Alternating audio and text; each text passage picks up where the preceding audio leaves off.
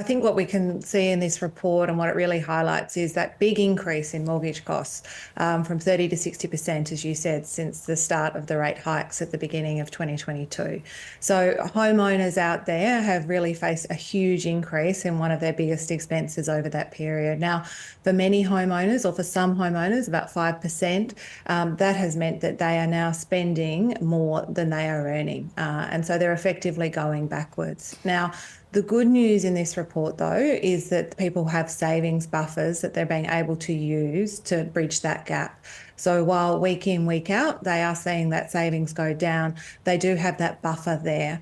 But that buffer isn't, of course, going to last forever. And so this report also highlights, but by the end of 2025, around 2% of households will have run out of that buffer. And so face some very, very difficult choices in terms of how they're going to service that mortgage debt. What about the number of defaults, just at least in the last 2 years or so when the RBA has been raising interest rates? Have there been many defaults on mortgages? No, not really. So what we're seeing is households came into this period of, higher interest rates in a pretty strong position coming out of the pandemic as a result of sort of the fiscal stimulus that the government provided during the pandemic, and also because a lot of people kept their jobs, of course, during the pandemic, but couldn't spend money.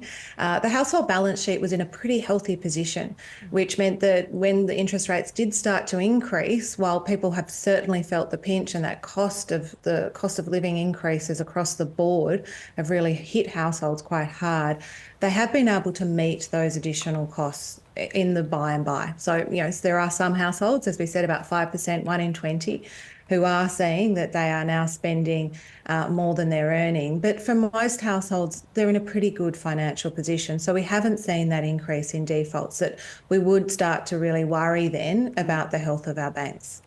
How does that compare to the rest of the world?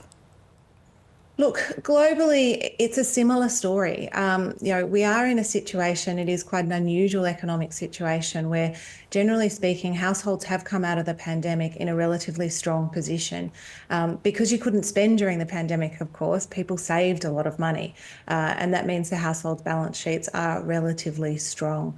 But as this goes on, as this higher interest rate environment continues, and that's one of the things the Reserve Bank does flag, that, at the moment, the scenario, and I guess the Goldilocks scenario, is that we start to see, inflation has started to come down, it keeps coming down. That gives the Reserve Bank the room to lower those interest rates and take some of that pressure off mortgage holders, is that everyone kind of just cruises through, that it's been a hard time and a difficult time, but we get through. There is, of course, a scenario where inflation doesn't come down as quickly and where interest rates stay higher, and then more and more households are going to find themselves under significant financial pressure, falling behind on those mortgage repayments, and then the scenario doesn't look quite so rosy.